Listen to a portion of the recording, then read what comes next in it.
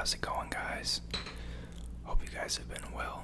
I know it's been a little bit since I've posted a video. I have been on vacation with my family, but back now. I've been keeping an eye on the market. I just haven't had a chance to make any videos. Before we get started, typical disclaimer that none of this is financial advice. Do your own research, consult a professional. Take everything I say with a grain of salt. This is just for entertainment. It's just my opinion. But today, I'm going to be going through and picking some stocks because I'm going to be starting a portfolio that I will be showing here on YouTube. I don't want to share my other accounts just from a privacy perspective, but I want something to kind of track along with the channel, so I started a new account in Fidelity, which is where I have most of my positions.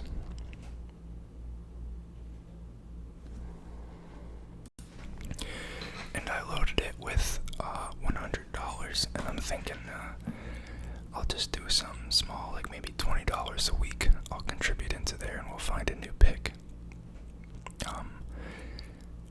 I want to kind of cater this towards income generation, so dividends, because I think once you get a long enough track record, it's really neat to see the compounding that occurs. And it's one of my favorite things to watch on YouTube is people's dividend portfolios. Obviously there's a lot of garbage out there, but of people I respect, I really enjoy watching those. And to make it a little more, I guess, interesting, I'm not going to be picking any mega cap companies.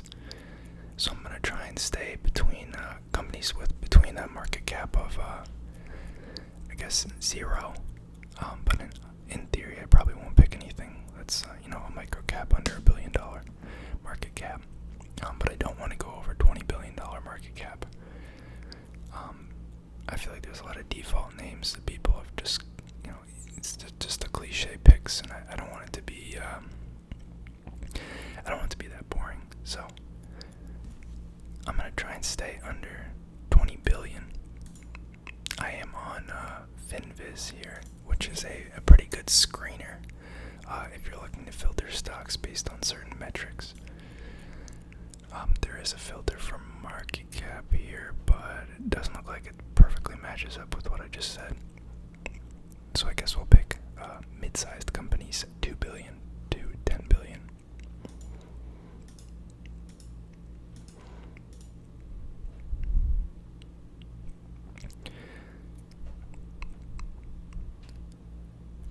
I guess I could do that one, under 10 billion.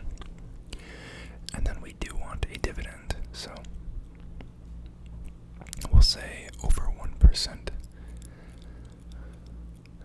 Industry, I guess we can leave that unchecked for now.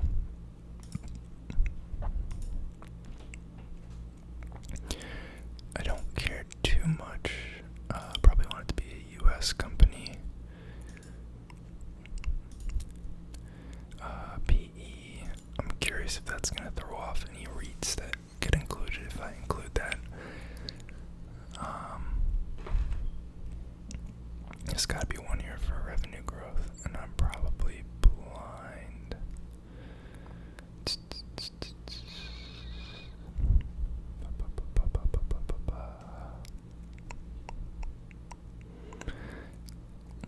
Is there really not one here, or am I crazy?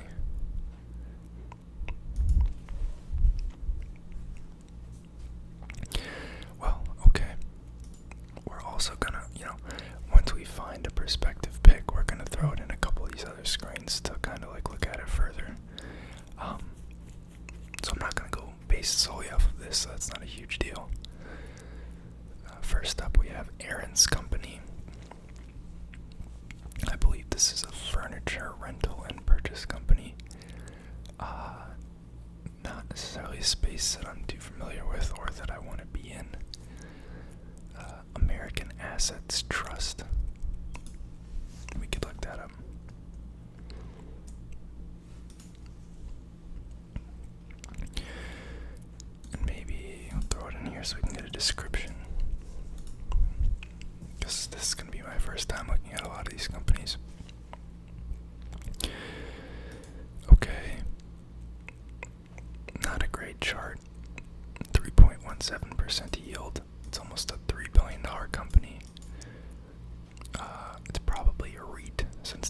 FFO here, not EPS.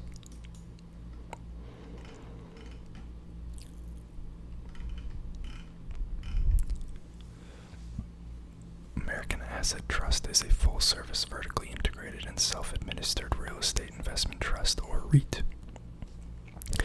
Headquartered in San Diego, California, the company has over 50 years of experience in acquiring, improving, developing, and managing premier office, retail, and residential properties throughout the U.S. and some of the nation's most dynamic, high-barrier-to-entry markets, primarily in South California, Northern California, Oregon, Washington, Texas, and Hawaii. The company's office portfolio. Okay, I'm going to pause right there. I don't like office REITs.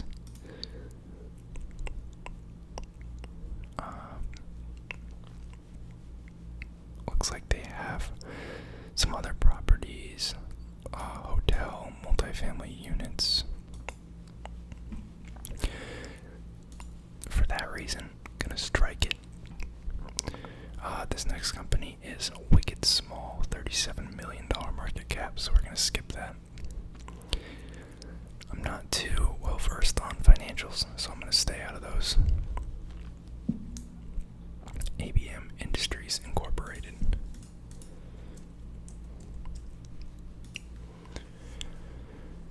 Let's see. Rather flat chart and low yield. I think we're gonna skip that. Guess I could bump this yield up to 2%, maybe that make it a little easier.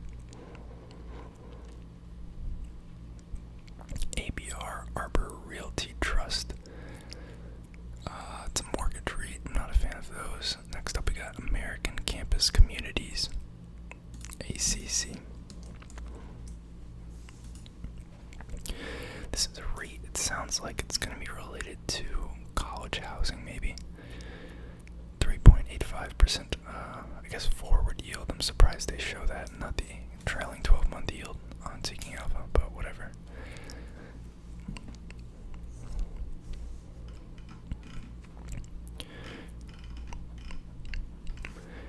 Largest owner, manager, and developer of high-quality student housing communities in the U.S., the company is a fully integrated, self-managed, and self-administered equity real estate investment trust. Okay, so my thinking here is I'm concerned potentially about the Delta variant numbers and a potential spike this fall among college students. Now, by then they will have already paid for housing for the fall semester, but I'm worried that if they see a bad enough spike, a lot of these schools will send kids home, in which case there will be practically no rent for the spring semesters. Now, this fear probably isn't as big as I'm making it out to be, because a lot of these properties I think are down south, but it's still a pretty big risk. You can see how hard it got hit when COVID first hit. Probably about a 60% drop, which is pretty nuts. So let's keep going. ACCO Brands Business Equipment and Supplies. Now, hopefully you guys don't mind, but like, I am somewhat picky with, what I buy. So we could go through like 30 of these and maybe I'll find like 2 that I like. But like, I think you need to be picky. And if there's certain risks or something that disqualify things, you need to listen to your gut. So, me not liking or not picking one of these companies doesn't mean I think it's bad. And obviously none of this is investment advice. But it's just I don't care enough or, feel strongly enough to take the risk.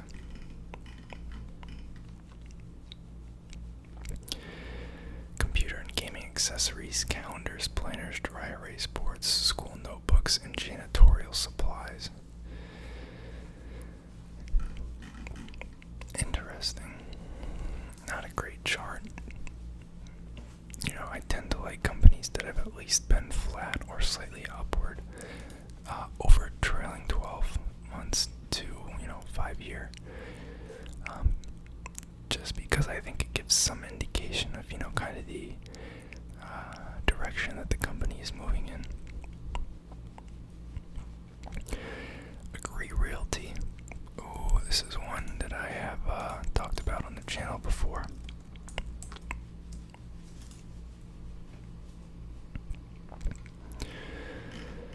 So, this is another REIT, my favorite, I know.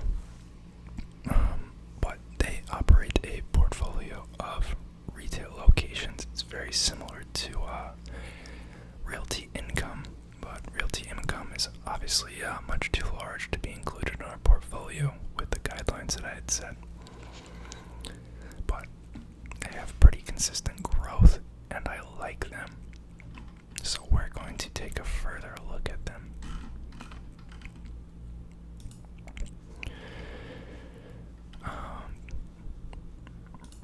Let's see. So their 5-year aggregate compound growth rate of their dividend is 7.64%. Very solid. Here we can see their dividend history. Looks like aside from one pullback in 2011, they were pretty steady.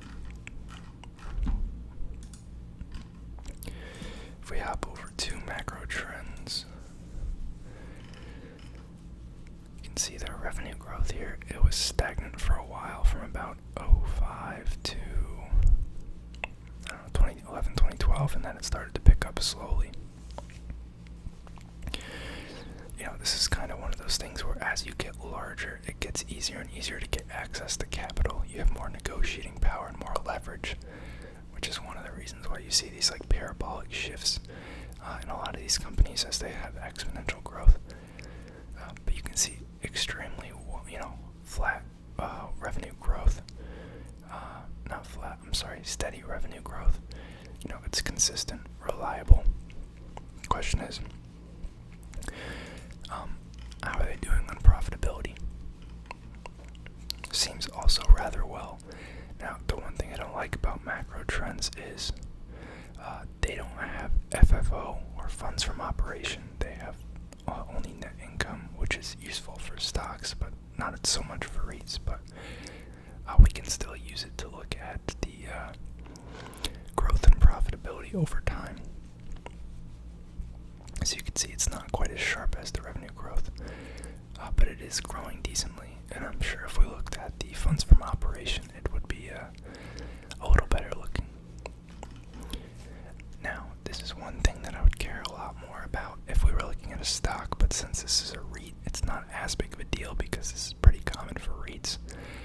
REITs will typically offer new shares every quarter because they have to pay out 90% of their income for tax savings purposes. It's just part of what a REIT is. That's why they don't have to pay corporate tax. It's all passed through. But because of that, they typically don't retain much cash, which means when they need to finance new operations, they typically have to issue shares. So with REITs, the thing you have to look at is, are they making use of those new shares? Or are you just getting slowly diluted if the growth isn't matching the speed at which they, issue new shares? So we can see they're actually, they're increasing the shares outstanding rather quickly, anywhere from 10 to 30% on a yearly basis. If we look at their stock chart real quick, we can see they have had decent growth and they still pay a decent yield. So I'm not terribly worried about that. There is a decently high short interest, which is a little concerning.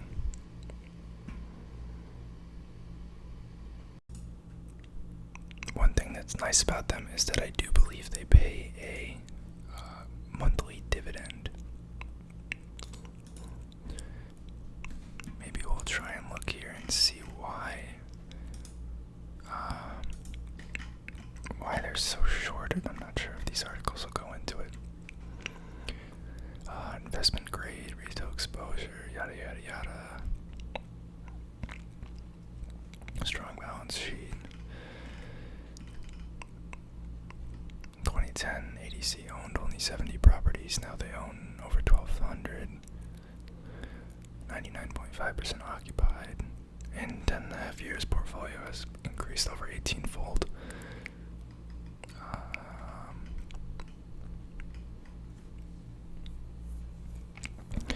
In a previous article, he stated ADC was richly valued. ADC boasts that they have the highest quality retail portfolio in the world, and I don't believe this is an exaggeration.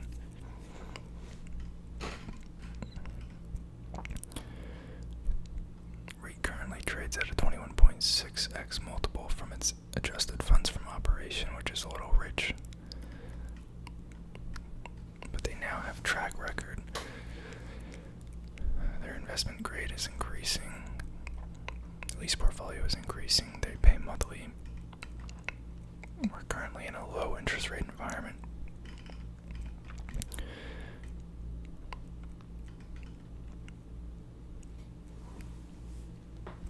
I do believe they just had earnings, which is probably what he's referring to here when he says they increased their AFFO 15.9% year over year.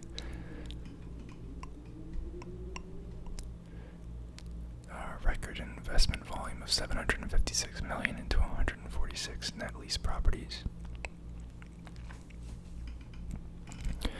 You know, this company's looking pretty good to add to our list. You can see I do have like a full or more detailed view and video of these guys if you're interested. About $4.8 billion in assets,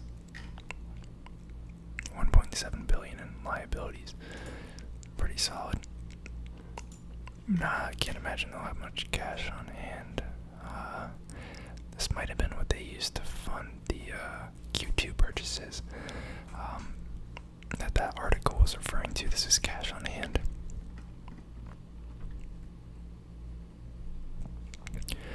But yeah, so I'm going to break it into $20 chunks. So I think that ADC will be our first of 5, since we're looking for a $100 initial investment, and we might not find them all today. I don't want this video to be like crazy long. We can kind of break stuff up. But we found ADC.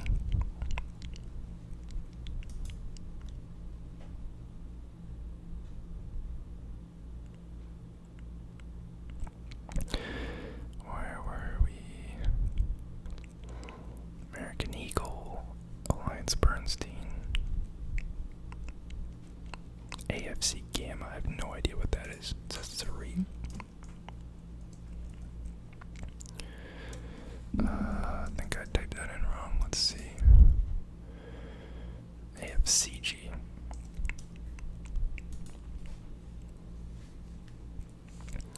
It's a very small company and a new IPO.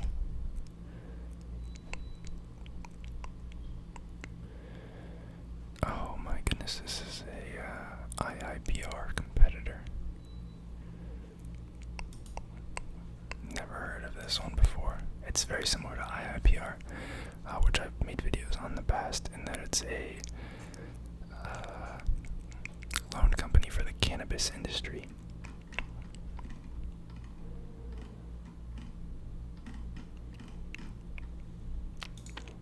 Interesting. Very low valuation. This would definitely be much riskier.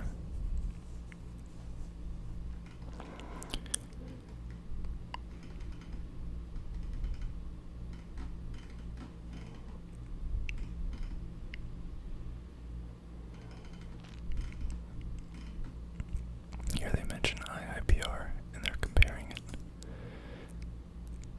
I wonder if PW is also a cannabis mortgage REIT.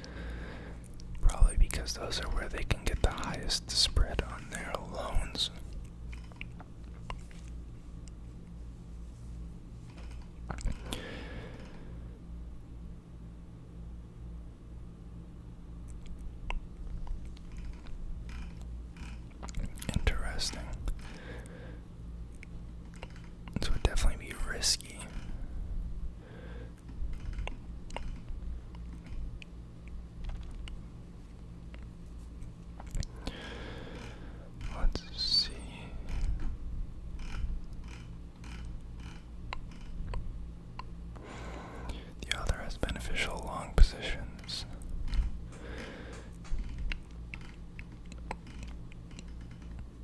Interesting.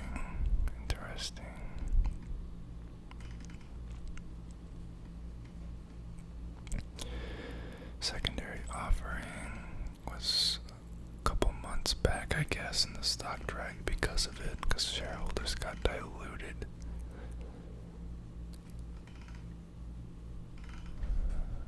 I think it's a little too small for me, but definitely interesting.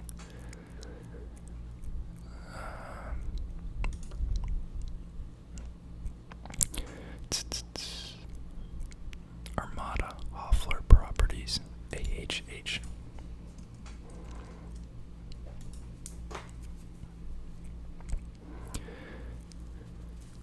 About a 5% yield. Had a crazy drop in COVID. About 50%. But it's regaining. Market cap of $1 billion. Low short interest. This one person keeps writing about it.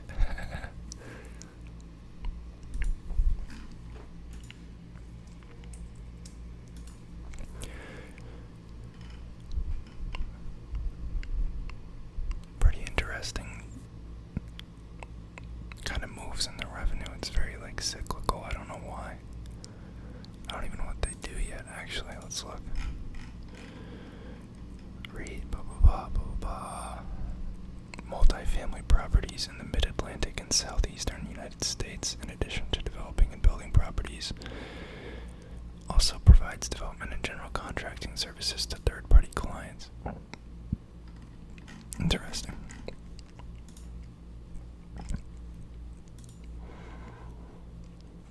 So they cut their dividend last year, it looks like. I'd say that's probably obviously because of COVID.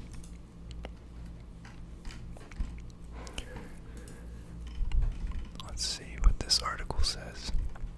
You know, I don't always trust what these articles say 100%, but it kind of gives you a good gauge of someone who's more familiar with it than I would have just from an outsider looking in, going to their investor site necessarily. AHH's stabilized portfolio consists of 37 properties. Wow, that's it.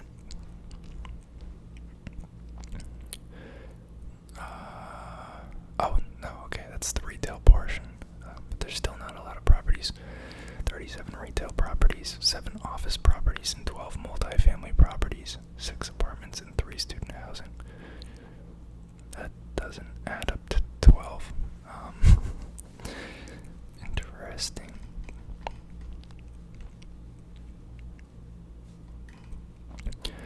Yeah. Office occupancy was high. Retail and apartment occupancy were strong at 95 and 97% respectively.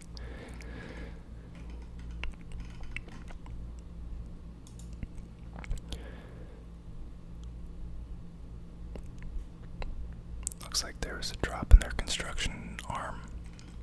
Would probably partially contributed to the dividend cut. Payout ratio is rather low for their dividend yield. Quarterly dividend of 16 cents compared to 22 cents pre-pandemic.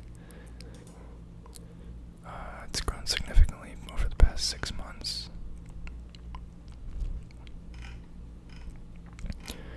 Interesting.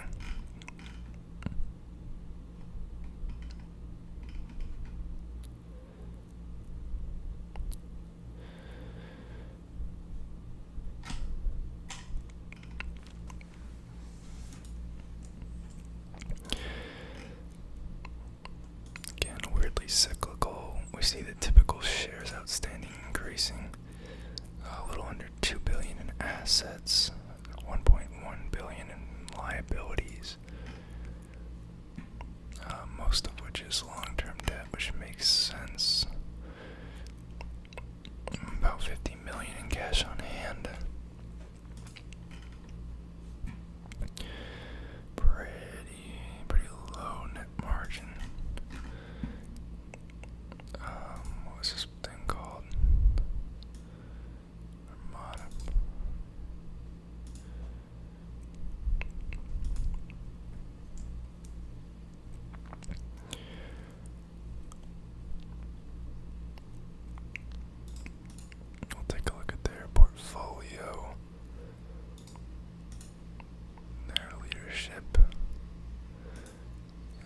investors page.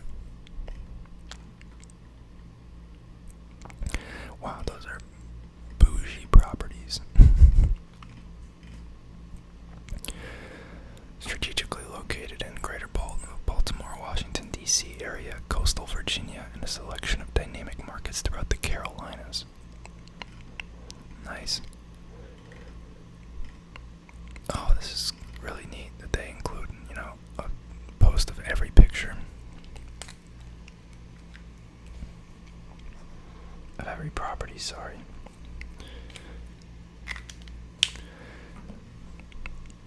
Let's just pick one of these. So they are rather large, like apartment communities, which make me feel a little bit better about the low number of properties. Wow, this is really nice.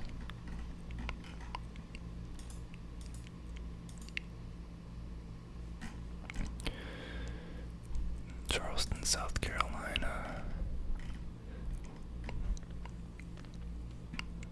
There's a retail property. There we go. It's a little slow to load. These are really nice properties and well done. Ulta. So it looks like they have a couple retail storefronts thrown in here. There's a Home Depot, Old Navy, Best Buy, Pure One Imports, Whole Foods.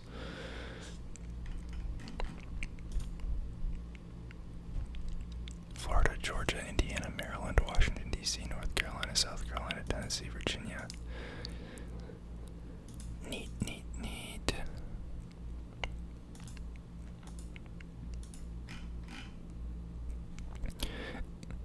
Yeah, these are really nice properties. Very modern.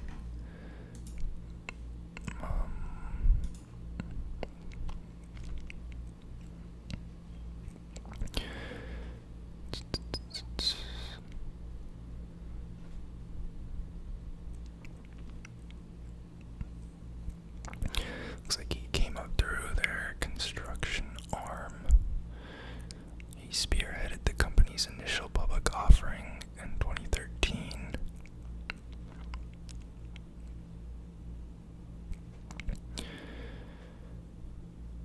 $800 million in new projects since its listing.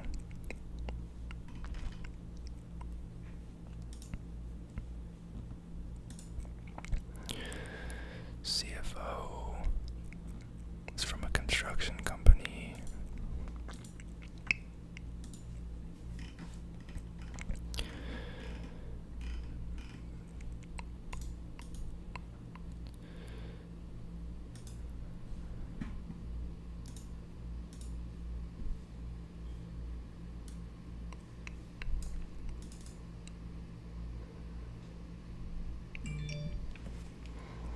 Sorry about that.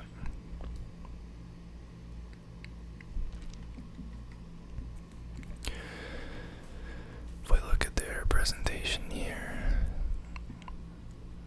see very, very low net income. Not used to dealing with companies that are this small. AFFO, 28 cents per diluted share.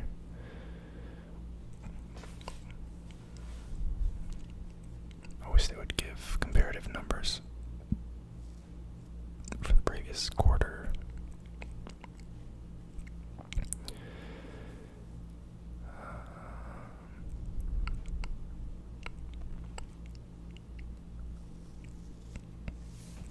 Here we go. Yeah, so we can see a crazy drop in Q4 of 2020.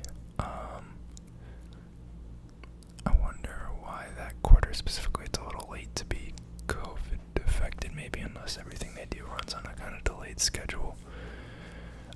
But the FFO was actually rather constant, so that could have been their construction arm. So when you factor in the FFO, it's actually a lot smoother. And their annualized dividend yield has been hovering around the high 4%. Adding about 1,000 shares, 800 to 1,000 each quarter. Equity's increasing, although debt is not increasing that fast, which is neat.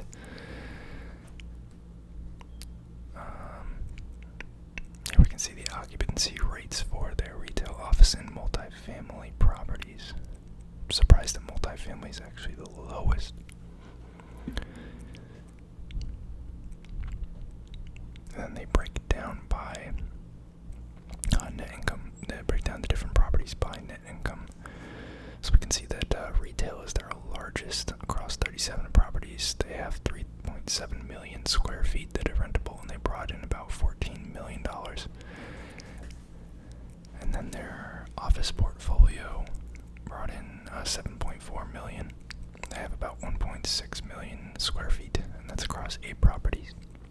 And their multifamily portfolio brought in 9.2 million across 12 properties, 44 units, and 1,183 beds. How does that make sense?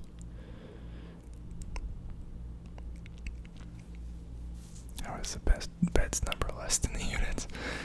I don't know what kind of math they're using there. That doesn't make any sense. Maybe I'm losing it, guys. It's late. But actually, it looks like a pretty decent pick. It's a little riskier, but I think it would be something that would be interesting to follow. And then, I'll set some news alerts and we can kind of track each of these companies and their related news. So I will add this to the list with ADC, and I'll purchase both tomorrow during market hours. Hopefully you guys enjoyed this video. Give me some feedback and let me know if this is something that you'll like to see continue, because I'm trying to grow the channel, get more people involved, get more regular listeners back, and I think that series are a good way to do that. But I want it to be stuff that you guys enjoy. So drop some feedback and let me know what you thought of the video.